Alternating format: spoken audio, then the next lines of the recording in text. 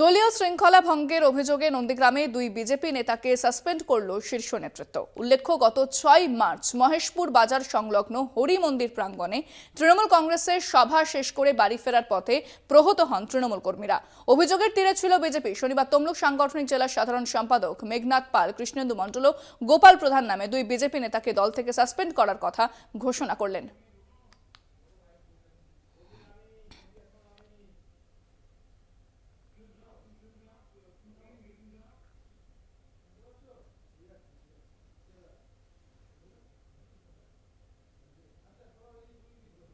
দুই বিজেপি নেতাকে সাসপেন্ড, শীর্ষ নেতৃত্বের দলীয় শৃঙ্খলা ভঙ্গের অভিযোগ। নন্দীগ্রামের দুই বিজেপি নেতা। ফোনে রয়েছেন প্রতিনিধি সমীরণ সাউ। সমীরণ, ঠিক কি জানা যাচ্ছে বিজেপি সূত্রে?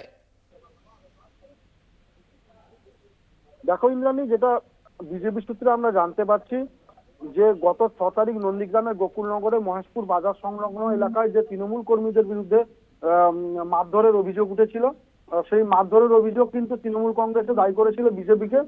এবং সেই ঘটনা সামনে আসতেই পথ অবরোধ থেকে শুরু করে বিক্ষোভ এবং হসপিটালেও কয়েকজন ভর্তি হয়েছিল গ্রামীণ চিকিৎসা কেন্দ্রে। এরপরে কিন্তু বিজেপি কঠোরভাবে ব্যবস্থা নেন এবং বিজেপির পক্ষ থেকে যেমনটা জানানো হয়েছে যে এই কাজ কোনোভাবেই বরদাস্ত করবে না বিজেপি। সে কারণেই কিন্তু দুজনকে বিজেপির কার্যকর্তাকে দুজনকে সাসপেন্ড করা হয়েছে, এমনটা আমরা জানতে পারছি।